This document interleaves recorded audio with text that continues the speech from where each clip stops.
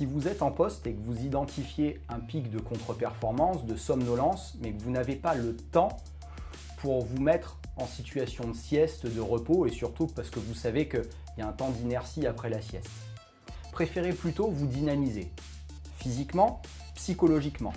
Évidemment, pour ceux qui ont la capacité génétique d'être réactifs au café, buvez un café, qui aura pour vertu de vous stimuler, puisque c'est un activateur du système nerveux sympathique, autrement dit, ce système nerveux qui nous fait démarrer et nous mettre en action, va nous faire augmenter le rythme cardiaque, mais ça va être aussi le café un moyen d'empêcher la fatigue de s'installer, sur un plan purement électrique.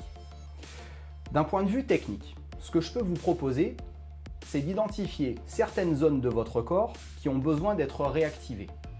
Vous allez pratiquer 3 grandes respirations dynamisantes comme pour vous réchauffer en inspirant, en gonflant le ventre et en expirant d'un seul coup, en creusant le ventre, en serrant les abdominaux, comme vraiment pour créer de la chaleur dans les abdominaux. Un petit peu comme ça. J'inspire et souffle.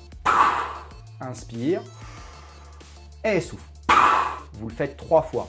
Au bout de la 3e, vous allez inspirer et tenir vos poumons pleins d'air à 100% de vos capacités pour réaliser des gestes de mobilisation du cou. Donc ça va ressembler un petit peu à ça. J'inspire.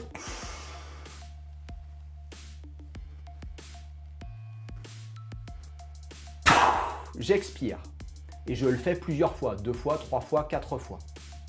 Autre geste, vous allez mobiliser votre ceinture scapulaire. Autrement dit, vous allez faire peut-être soit des ronds d'épaules, soit des haussements d'épaules vers les oreilles, toujours après une grande inspiration et en blocage, suspension, poumon plein.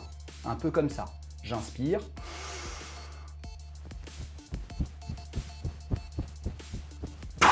Et souffle. J'expire, je relâche, je recommence 2 fois, 3 fois, 4 fois. L'objectif, c'est créer de la chaleur, s'envoyer un flot d'énergie. Vous allez pouvoir faire la même chose selon votre activité en mobilisant par exemple vos poignets si vous travaillez dans la manutention. Ça peut être votre bassin si vous êtes en stature assise. Par exemple un peu comme ça, j'inspire et je fais des ronds de bassin pour vraiment mobiliser la ceinture pelvienne, les hanches, bref des zones musculaires qui ont besoin d'être activées. Ça peut être aussi des ronds de cheville. Identifiez comme ça plusieurs gestes que vous pouvez faire, mais le grand principe c'est inspiration, blocage poumon plein, geste, expiration.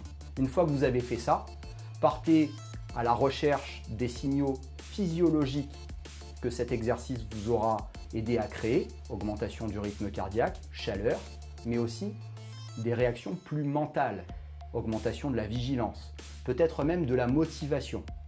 Une fois que vous avez fait ça, dirigez toutes vos pensées vers votre activité. Qu'est-ce que vous avez à faire? Comment est-ce que vous devez le faire? Réactivez votre motivation en vous réappropriant les conditions de la réussite de votre activité. Vous avez peut-être des choses exigeantes à faire sur un plan cognitif ou sur un plan physique.